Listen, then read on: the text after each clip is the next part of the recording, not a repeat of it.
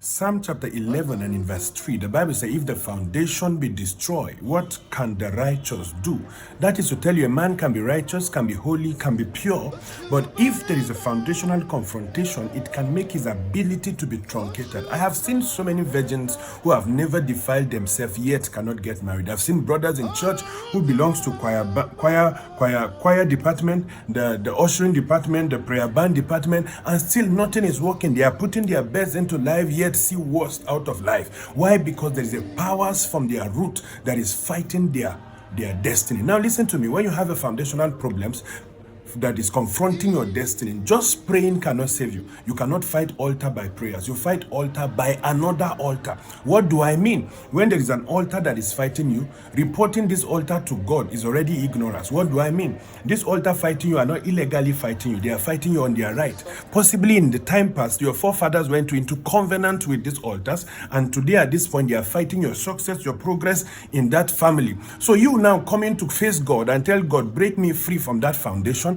is already ignorance. What do I mean? The Bible said that he is a covenant keeping God. Now this your forefathers entered covenant, and what is fighting you is a covenant, and this covenant are not ignorantly or illegally fighting you. They are fighting you on their right, because before you were born, you've been handed over to them. The only way you can find yourself free from this kind of altars is by raising another altar. What do I mean? Walk to a Bible believing church, a very big altar you trust, you believe, go and raise another altar. How do you do that? Take a big financial offering, go to that altar and start, redo a covenant. Now I am coming from this altar of Mr. Amadou, I'm coming from this altar of Mr. Abraham, I'm coming from this altar of Mr. James. James is my forefathers, Amadou is my father. Therefore I, Josiah Israel, I have stand to denounce any altar speaking against me. From today, I have stand in front of the altar of God, and from this day henceforward, myself, my children, this altar will speak for us.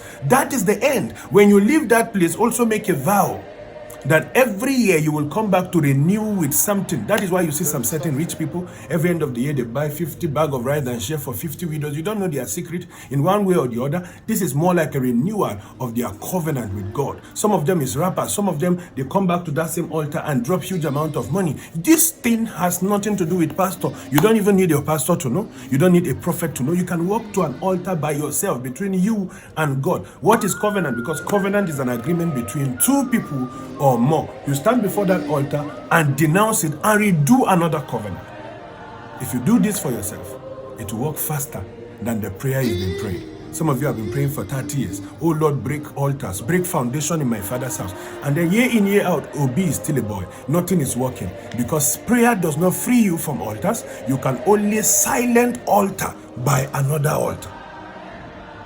You can only silent altar by another altar. So you just praying may not set you free.